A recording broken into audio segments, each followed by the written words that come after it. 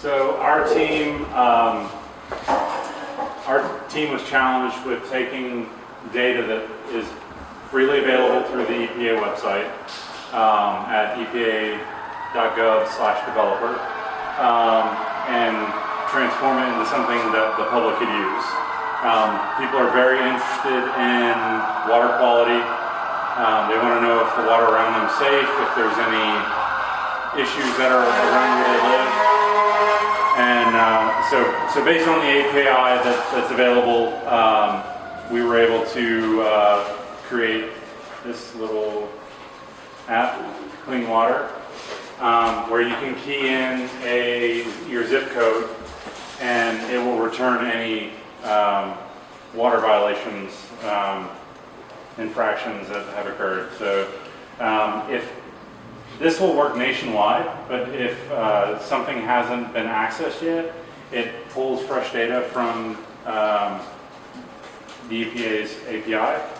But we went ahead and brought in a few local zip codes and pulled in some data, and it pulls stuff. We've got stuff as far back as 2006. There's even older information in here. But you could go through and see where they found runoff from herbicide use or banned insecticides, etc. So this is just, we've got to work on presenting the data a little bit better. Our next step for this is having a chart where you can see exactly how many different types of contaminants were found in individual zip code. Also, which areas were impacted greatest. And then we are also working on an interactive map, which once you load it up, it automatically detects where you're at. Our next step is to take some of the data that we've brought in, because many of those results that we were showing do have geodata available, and we'll overlay it on the map. So you can see where particular contaminants might be found.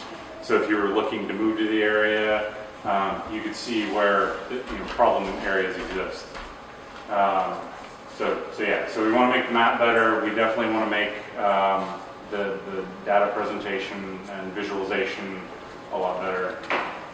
But we've made this to where it'll work on mobile devices, and yeah, so that's Clean Water. We had a great team. I don't remember everybody's names because I'm terrible with names. But we got a lot done, I think, in a little bit of time. So, thank you. Very good, thanks. Any questions? Does this measure just the natural water, or does it measure the like the city water?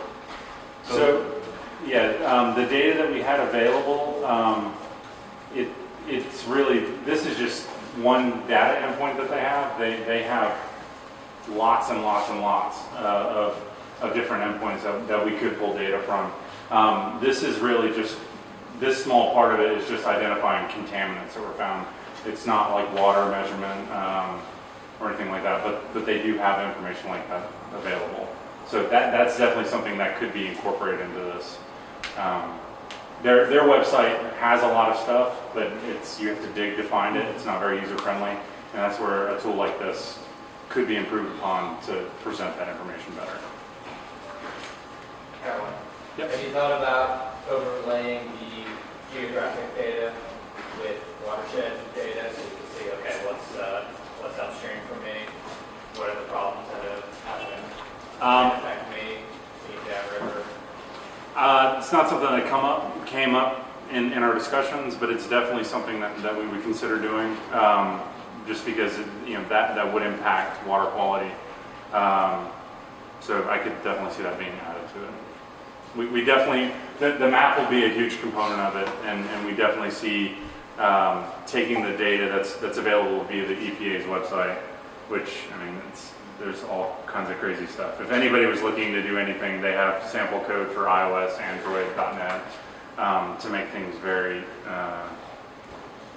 lots of apps. They have sample apps that you can download and everything. but there's a lot of things that could be tacked onto what we've developed and make really rich maps. Sweet. I'm curious, so there, you have this API available, what are you using to interact with it on the server side? What's your server software that's running? Well, it's Apache, and everything that we wrote was done in PHP. They had a sample library that we used, and then Javine, who's not here, created a helper class that we're using. So if we hit a zip code that hasn't been pulled down yet, it can take a little while because there's a lot of records with some zip codes. But we read from the API and pull all that information into a database, so we cache the information so we can pull it up quicker for the next person. Yeah, it's all custom. Yeah. One comment is I was just with this paddleboarding group today, and the Savannah River Keepers was part of the organization that sponsored it, and they would probably be extremely interested in what you did there, because they're always looking for what improvements, what problems there are along the Savannah River. So I think that'd be great to just send that right over to them right away. So a lot of the EPA data, though, is strictly focused on they're required by law to test public water supplies. So that's treatment facilities and things that are through the tap. They also test ground wells and things like that. So it's not testing river water quality necessarily. So it wouldn't really help for that. But Oh, okay. it might be in the future. Yeah, okay.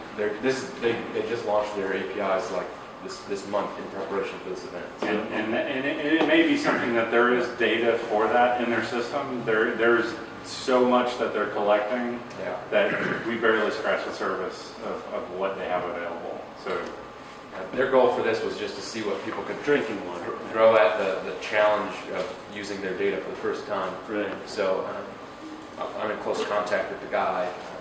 So this is going to continue on after this. Cool. That's great. Nice. yeah, it's clean water. Do you have a question? You got a question? What are you working on? We were working on that. Good question. We made this. Way to go. This didn't exist this morning.